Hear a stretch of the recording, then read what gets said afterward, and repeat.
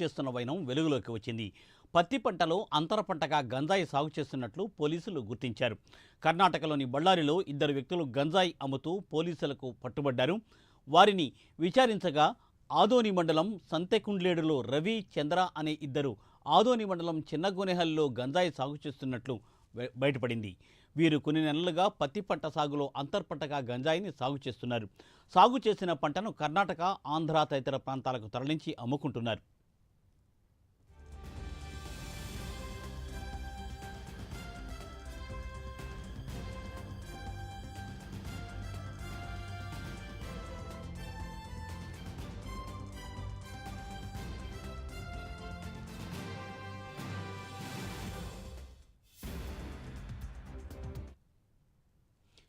ఇటీవల బళ్ళారిలో మహమ్మద్ ముజాకరీన్, రిజ్వాన్ అనే ఇద్దరు వ్యక్తులు గంజాయి అమ్ముతుండగా పోలీసులు పట్టుకున్నారు. వారిని స్టేషన్కు తరలించి విచారించగా ఆదోని సమీపంలోని సంత కుడ్లూరు వాసులు తనకు అమ్మినట్లు వారు వెల్లడించారు. దీంతో కర్ణాటక పోలీసులు సంతె కుడ్లూరు గ్రామాన్ని చేరుకుని నిందితులను అదుపులోకి తీసుకున్నారు. వారి వద్ద 50 కిలోల గంజాయి పట్టుబడింది. పట్టుబడ్డ గంజాయి విలువ 25 లక్షల రూపాయలు ఉండవచ్చునని అంచనా వేస్తున్నారు. అయితే మార్కెట్లో డిమాండ్ బట్టి కిలో 10,000 రూపాయల నుండి 50,000 రూపాయల దాకా అమ్ముతున్నట్లు ఫెడరల్ సమాచారం. ఆదోని ప్రాంతంలో ఇంత పెద్ద మొత్తంలో గంజాయిని కర్ణాటక పోలీసులు స్వాధీనం చేసుకోవడం ఇప్పుడు హాట్ టాపిక్గా మారింది.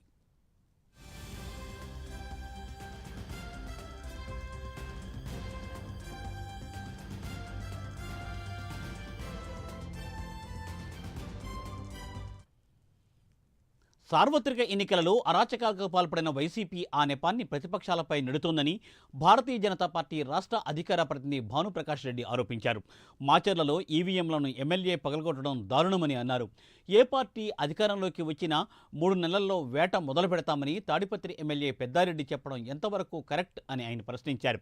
ప్రజాస్వామ్యానికి గొడ్డలి పెట్టు వంటి పరిణామాలు జరుగుతూ ఉంటే ఆంధ్రప్రదేశ్లో ఉన్నామా, ఆటవిక రాజ్యంలో ఉన్నామా అనే అనుమానాలు కలుగుతున్నాయని అన్నారు భానుప్రకాష్ రెడ్డి. ఎన్నికల ఈవీఎంలు మిత్రులారా, ప్రజాస్వామ్యంలో చట్టసభలు దేవాలయాలతో సమానం. ఇలాంటి ఈవీఎంని ఎమ్మెల్యే బుద్ధి ఉందని అడుగుతున్నావు. నువ్వు ఎలాగయ్యాను ఎన్నికయ్యావు? నువ్వు 3 పర్యాయాలు ఇలాంటి రౌడీలకి, గూండాలకి టికెట్ ఇస్తావా జగన్మోహన్ రెడ్డి గారు? మీరు మళ్ళా పరిచయం చేసేటప్పుడు మంచివాడని చెప్పి పరిచయం చేస్తాడు. ఇదేనా ఈవీఎంలు ధ్వంసం చేయడం? రెండో వీడియోలో ఎందుకు ఈవీఎంలు ధ్వంసం చేశామని చెప్పి ప్రశ్నించే మహిళని మేము మాటల్లో కూడా చెప్పలేము మిత్రులారా. మీరు ఆ వీడియో కానీ జాగ్రత్తగా వింటే మహిళా లోకం తల దించుకునే విధంగా మహిళల్ని దూషించారు. మూడో వీడియో తాడిపత్రి ఎమ్మెల్యే విన్నారు కదా. టీడీపీ వచ్చినా, జనసేన వచ్చినా, వైసీపీ వచ్చినా 3 నెలల వేట మొదలు పెడతాయంట. వేట అంటే ఫ్రాక్షన్ వేటని మొదలు పెడతానంటున్నాడు. ఎంత బరి తెగించావు పెద్దారెడ్డి నువ్వు? ఏం మాట్లాడే వాళ్ళు లేరనుకుంటున్నారా? అడిగే వాళ్ళు లేరనుకుంటున్నారా? ఇష్టం వచ్చినట్టు మాట్లాడుతున్నారు. మళ్ళీ ఇంకో వీడియో తెనాల్లో క్యూ లైన్లో వచ్చి ఓటేయ్యా అని చెప్పి ఎమ్మెల్యే అభ్యర్థిని అక్కడ నుండి ఓటర్ ప్రశ్నించేందుకు చెంపదెబ్బ కొడతావా? ఈరోజు 175 నియోజకవర్గాల్లో మిమ్మల్ని చెంపదెబ్బ కొట్టేదానికి ప్రజలు సిద్ధంగా ఉన్నారు. 13వ తేదీ జరిగినట్టు ఎన్నికల్లో ఆల్రెడీ కొట్టారు మిమ్మల్ని. మీకు అది ఇంకా కనపడట్లే. ఇంకా వాపు లోపలికి దాచిపెట్టుకున్నారు. వాపుని లోపలికి దాచిపెట్టుకున్నారు. ఆల్రెడీ ప్రజలు, ఆంధ్రప్రదేశ్ ప్రజలు అధికార పార్టీ 175 అసెంబ్లీ నియోజకవర్గం నిలబడిన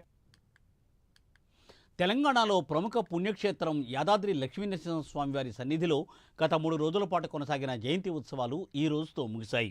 ఉత్సవాల ముగింపు సందర్భంగా నృసింహ జయంతి, నృసింహ ఆవిర్భావం, నివేదన, తీర్థ ప్రసాదాలు గోష్ఠిని అర్చకులు చేపట్టారు.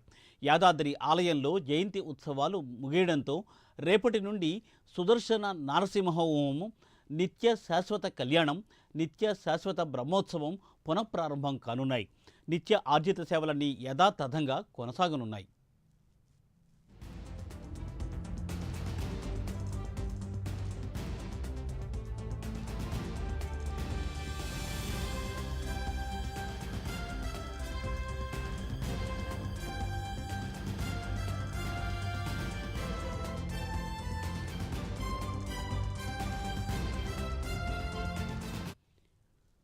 మహబూబాబాద్ జిల్లాలో తపాలా శాఖ సిబ్బంది నిర్వాకం వల్ల ఒక యువకుడు ఉద్యోగ అవకాశం కోల్పోయాడు. కేసముద్రం మండలం సఫావత్ తాండాకు చెందిన జాటో సంతోష్కు ఈ నెల 16న కర్నూలు కోర్టులో ఇంటర్వ్యూ ఉన్నట్లు కాల్ లెటర్ పంపించారు. ఈ నెల 14వ తేదీన అందాల్సిన కాల్ లెటర్ను పోస్టల్ సిబ్బంది ఈ నెల 21వ తేదీన అందించారు.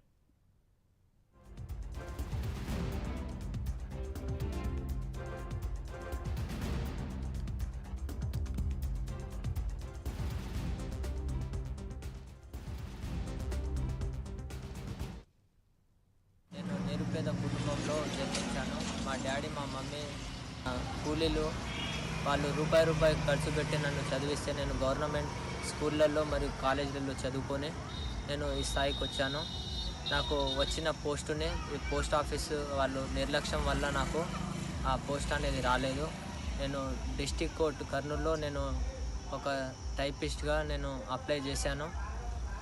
అది కాల్ లెటరు 14వ తారీఖు 5వ నెల 2024న రావాల్సిన కాల్ లెటరు వాళ్ళు నిర్లక్ష్యం వల్ల నాకు 21వ తారీఖు 5వ నెల 2024 రోజు వచ్చింది. కానీ నాకు పోస్టింగ్ కావాల్సింది 16వ తారీఖు 4వ నెల 5వ నెల 2024 రోజున పొద్దున ఉదయం 10 గంటల 30 నిమిషాలకు నేను పోస్టింగ్ కావాల్సింది. నాకు లెటర్ అందకపోవడం వల్ల నేను ఆ పోస్టింగ్ని అందలేకపోయాను. ఇదంతా చూస్తుంటే పోస్ట్ ఆఫీస్ వాళ్ళ నిర్లక్ష్యం వల్లనే జరిగిందని మాకు అనిపిస్తుంది.